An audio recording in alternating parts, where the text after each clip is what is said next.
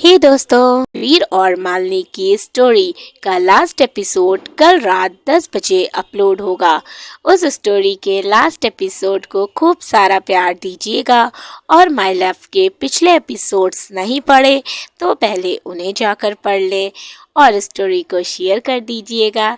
Channel को ज़रूर subscribe कर ले। इधर दूसरी तरफ एक बड़े से किंग साइज बेड पर अभी पंक्ति की फोटो हाथ में लिए बैठा था। उसकी व्हील चेयर उसके बेड के पास रखी हुई थी। वो पंक्ति की फोटो को निहारते हुए बोलता है, कितना वेट किया है तुम्हारा, पर अब नहीं करना चाहता। तुम्हें पाने के लिए कब से तड़प रहा हूँ, पर अब और नहीं। अब वो विवान मरेगा और तुम हमेशा हमेशा के लिए मेरी हो जाओगी।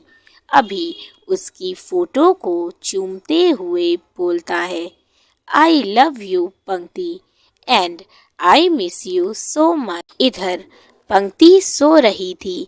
विवान उसके पास बैठा उससे प्यार भरी नजरों से देख रहा था। तभी उसका फोन रिंग होता है। उसके असिस्टेंट संजय का कॉल आ रहा था। विवान पंक्ति के माथे पर लाइट किस करता है और रूम से बाहर आ जाता है। वो कॉल रिसीव करते हुए बोलता है, हाँ बोलो संजय। संजय सर, आपने जिसके बारे में पता करने को बोला था मैंने कर लिया है। विवान, क्या पता चला? संजय सर, अमन सिंह और उसका बेटा राज अभी भी अब्रॉड में ही हैं। यहाँ से जाने के बाद वो दोबारा इंडिया आए ही नहीं और बाकी की डिटेल्स भी मैंने निकाल ली हैं। कल ऑफिस में मैं आपको उनकी पूरी इन्फॉर्मेशन दे दूंगा। विवान ओके बोलकर कॉल कट कर देता है और खुद से बोलता है, अगर राज वो इंसान नहीं है तो फिर वो कौन है जो मुझे बार बार पंक्ति को लेकर ब्लैकमेल कर रहा है। इधर सक्षम का ड्राइवर कार लेकर वहां पहुंच जाता है। सक्षम उसे डांटते हुए बोलता है, कहाँ रह गए थे तुम? मैं कब से वेट कर रहा हूँ तुम्हारा। ड्राइवर नज़र नीचे झुकाए बोलता है, सॉरी सर, ट्रैफिक की वजह से आने में थोड़ा लेट हो गया। I am sorry. सक्षम ड्राइवर को बंद पड़ी कार की चाबी देते हुए बोलता है, तुम ये कार ठीक करके ले आना, मैं ये कार लेकर जा रहा हूँ। ये बोलकर सक्षम कार की ड्राइविंग सीट पर जाकर बैठ जाता है। प्रिया भी उसके बगल वाली सीट पर बैठ जाती है। सक्षम कार स्टार्ट कर वहां से निकल जाता है। कार जैसे ही कुछ दूरी पर पहुंचती है तभी बारिश स्टार्ट हो जाती है। बारिश देखते ही प्रिया का चेहरा खुशी से खिल जाता है। वो तुरंत सक्षम से कार रोकने को बोलती है। सक्षम कार रोकते हुए बोलता है, क्या हुआ, तुम अचानक कार क्यों रुकवाई? प्रिया मुस्कुराते हुए बताती हूँ। ये बोलकर वो कार का दरवाज़ा खोलकर बाहर निकलने लगती है। सक्षम तुरंत उसका हाथ पकड़ते हुए बोलता है, क्या कर रही हो? बाहर क्यों निकल रही हो? दिख नहीं रहा कितनी तेज बारिश हो रही है? प्रिया, दिख रहा है तभी तो जा रही हूँ। मुझे बारिश बहुत पसंद है और उसमें भीगना और भी ज़्यादा, इसीलिए मैं जा रही हूँ भीगने।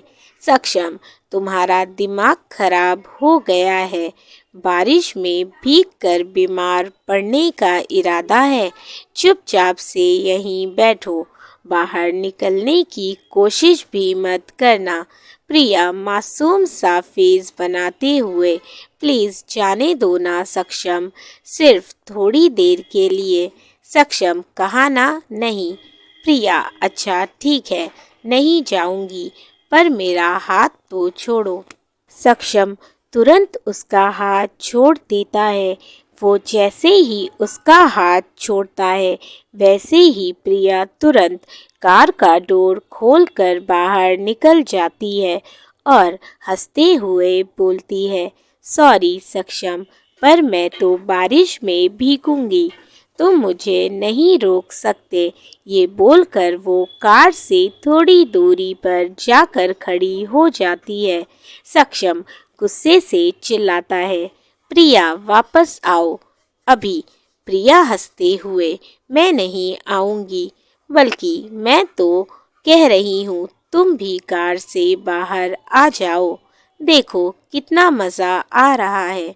सक्षम चिढ़ते हुए, ये लड़की एक नंबर की जिद्दी है, मेरी बात ही नहीं सुनती, कैसे समझाऊं? बारिश में भीगने से इसकी तबीयत खराब हो जाएगी, पर यह है कि समझना ही नहीं चाहती। ये अब मुझे गुस्सा दिला रही है। सक्षम को बारिश में भीगना पसंद नहीं था, लेकिन प्रिया के लिए उसे कार से बाहर आना पड़ा। वो कार से बाहर निकलते हुए बोलता है, प्रिया तुम मुझे गुस्सा दिला रही हो, जल्दी से कार में आकर बैठो। उसके आगे के शब्द वहीं अटक जाते हैं। जब उसकी नज़र प्रिया पर पड़ती है, प्रिया अपने दोनों हाथ हवा में फैलाए आसमान की ओर मुंह किए खड़ी थी। उसने अपनी आंखें बंद की हुई थी। वो बारिश को एंजॉय कर रही थी। प्रिया पूरी भीग चुकी थी। उसके कपड़े उसके शरीर से चिपक गए थे। उसके खुले लंबे सिल्की बाल पूरी तरह से गीले हो चुके थे और उससे पानी की बूंदें टपक रही थी। बारिश की बूंदें उसके चेहरे पर गिर रही थी। सक्षम की नज़र उसके चेहरे पर टिक जाती है। वो अपनी पलकें झपकाना ही भूल जाता है। वो बूंदें प्रिया के चेहरे पर ऐसी लग रही थीं जैसे सफ़ेद मोती, जो उसके खूबसूरत होठों से फिसलते हुए उसकी गर्दन से होते हुए उसके कपड़ों में कहीं खो जा रही थी। सक्षम प्रिया को देखने में इतना खो गया था कि उसे होश ही नहीं था कि वो भी पूरा भीग चुका है। उसके कदम अपने आप ही प्रिया की ओर बढ़ जाते हैं। देखते ही देखते वो प्रिया के काफ़ी करीब पहुंच जाता है। प्रिया को इस बात का अंदाज़ा नहीं था कि सक्षम उसके काफ़ी करीब खड़ा है। वो तो अपनी आंखें बंद किए आसमान की ओर मुंह करके उन ठंडी बूंदों को खुद पर गिरते हुए महसूस कर रही थी। सक्षम उसकी कमर में हाथ डाल उसे अपने करीब खींच लेता है, जिससे प्रिया खुद को संभाल नहीं पाती और अचानक उसके सीने से जा टकराती है। सक्षम अपने दोनों हाथ उसकी कमर पर लपेट लेता है। वहीं प्रिया के दोनों हाथ सक्षम के कंधे पर थे।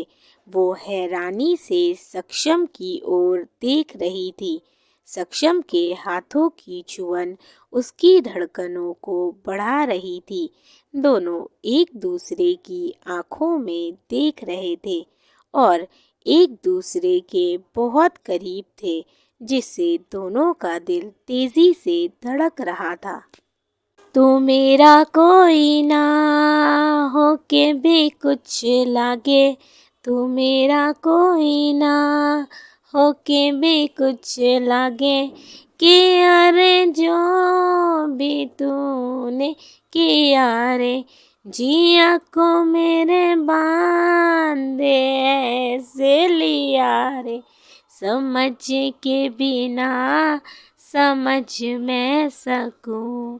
सफेरे का मेरे तू सूरज लागे, तू मेरा कोई ना होके भी कुछ लागे।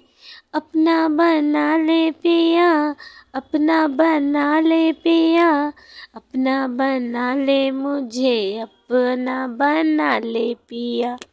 छूने से तेरे, हाँ तेरे फीकी रुतों को रंग लगे, तेरी दिशा में क्यों चलने से मेरे पैरों को पंख लगे। रहा न मेरे काम का जग सारा, हो बस तेरे नाम से ही गुजारा। उलझ के यूं ना सुलझ मैं सकूं, जुबानियाँ तेरी झूठी भी सच लागे, तू मेरा कोई ना होके भी कुछ लागे, तू मेरा कोई ना होके भी कुछ लागे। अपना बना ले पिया, अपना बना ले पिया, मुझे अपना बना ले पिया। दिल के नगर में शहर तू बसा ले पिया। वो दोनों इस वक्त इतने करीब थे कि अगर सक्षम का मास्क बीच में ना होता तो उन दोनों के होठ एक दूसरे से छू जाते। सक्षम प्रिया के चेहरे पर हाथ रखते हुए उसके चेहरे पर बिखरे बालों को बहुत ही प्यार से पीछे करता है। एक बार फिर से सक्षम की छुअन प्रिया के दिल को बेचैन कर जाती है। दोनों एक दूसरे को प्यार भरी नज़रों से देख रहे थे। दोनों की आंखों में एक दूसरे के लिए बेशुमार प्यार था, जो इस गाने के ज़रिए बयां हो रहा था। कुछ दूरी पर एक आदमी खड़ा इन दोनों को देख रहा था। उसकी खतरनाक मंशा से ये दोनों अनजान थे। वो आदमी अपने बॉस को फ़ोन करते हुए बोलता है, बॉस, विवान सहगल का हेड बॉडीगार्ड मिल गया। उसका बॉस हंसते हुए, वाह, बहुत खूब, बहुत जल्दी ढूंढ निकाला तुमने उसे। अब खड़े खड़े टाइम वेस्ट मत करो, मार दो उसे अभी। वो आदमी, लेकिन बॉस, इस वक्त उसके साथ एक लड़की भी है, उसका क्या करना है? दोनों को ठिकाने लगा दो, दोनों में से कोई एक भी ना बच पाए, ओके? बॉस, काम हो जाएगा, ये बोलकर वो कॉल कट कर देता है और अपनी गन निकालकर उसमें साइलेंसर फिट करते हुए बोलता है, किसे मारूं पहले, इस लड़के को या उस लड़की को? एक काम करता हूँ, पहले इस बॉडीगार्ड को मारता हूँ, क्योंकि पैसे तो मैंने इसी को मारने के लिए हैं, तो उस सबसे पहले इसको ही ऊपर पहुँचाता हूँ, फिर इस लड़की की बारी। ये बोलकर वो आदमी सक्षम के ऊपर गन पॉइंट कर देता है। वहीं सक्षम और प्रिया दोनों इस बात से अनजान एक दूसरे में खोए हुए थे। बारिश का पानी उन दोनों को भिगा रहा था। प्रिया का हाथ जैसे ही सक्षम के मास्क तक पहुंचता है, वो बस उसे निकालने ही वाली थी कि तभी उसकी नज़र सक्षम के पीछे कुछ दूर खड़े आदमी पर पड़ती है, जो सक्षम पर गन शूट करने ही वाला था। और जैसे ही वो आदमी सक्षम पर गन फायर करता है, प्रिया तुरंत सक्षम को घुमा देती है और खुद आगे आ जाती है, जिससे गोली प्रिया को लग जाती है और उसके मुंह से दर्द भरी आवाज़ निकलती है, सक्षम। सक्षम ये देखकर कांप जाता है। वो तुरंत प्रिया को थामते हुए चिल्लाता है, प्रिया। प्रिया उसकी बाहों में बेहोश हो जाती है।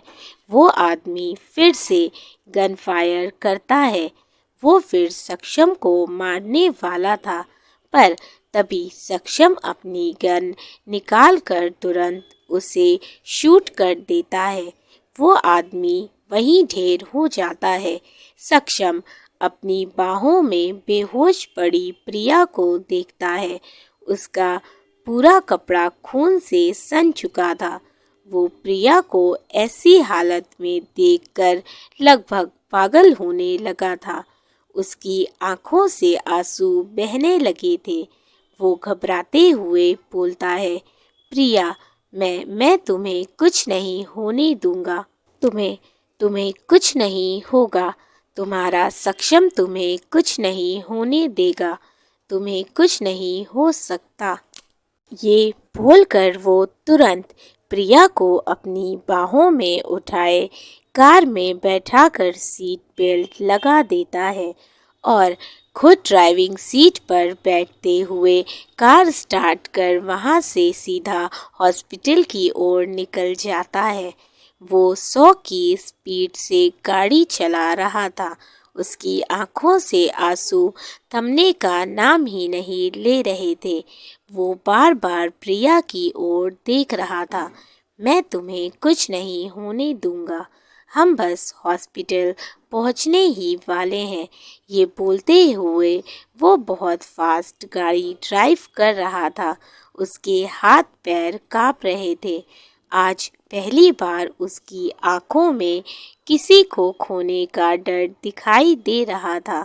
उसका दिल बैठा जा रहा था। वो इतना ज़्यादा कांप रहा था कि वो ठीक से ड्राइव नहीं कर पा रहा था। जैसे तैसे करके वो हॉस्पिटल पहुंचता है और तुरंत कार से बाहर आकर प्रिया को गोद में उठाए भागते हुए हॉस्पिटल के अंदर जाता है और चिल्लाते हुए बोलता है, डॉक्टर, डॉक्टर, कहाँ मर गए सब के सब। तभी डॉक्टर दौड़ते हुए वहाँ पहुँचते हैं और प्रिया की कंडीशन देखकर तुरंत स्ट्रेचर मंगाते हैं।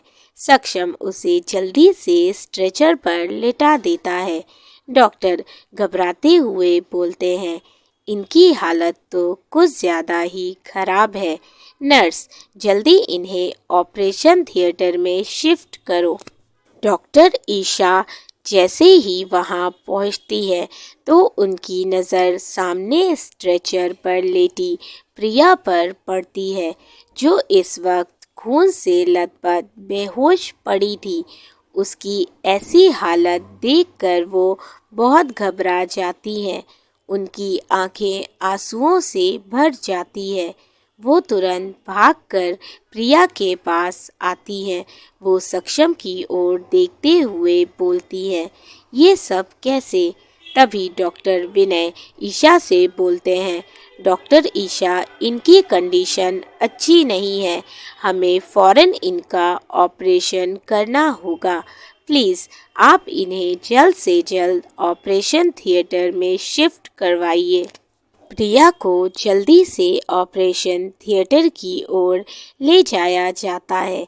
सक्षम उसका हाथ तब तक पकड़े हुए था जब तक प्रिया ऑपरेशन थिएटर के अंदर नहीं चली गई। वो वहीं दरवाजे पर रुक गया और बेबस और लाचार नज़रों से उसे अंदर जाते हुए देख रहा था।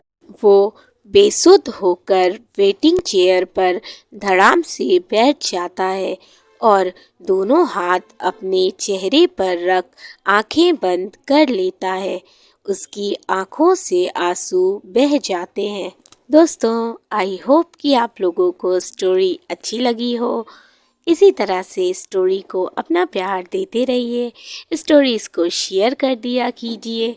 चैनल को ज़रूर सब्सक्राइब कर लें। साथ ही अपने फीडबैक मुझे ज़रूर दें। अगर आप लोगों ने कहानी के पिछले एपिसोड्स नहीं पढ़े तो मैंने लिंक डिस्क्रिप्शन बॉक्स में मेंशन किया है, आप कहानी के पिछले सभी एपिसोड्स पढ़ सकते हैं। वीर और मालिनी की स्टोरी का लास्ट एपिसोड कल रात 10 बजे अपलोड होगा। सो तब तक अपना प्यार बनाए रखिए। Thank you for watching and keep supporting. Love you all. Bye bye.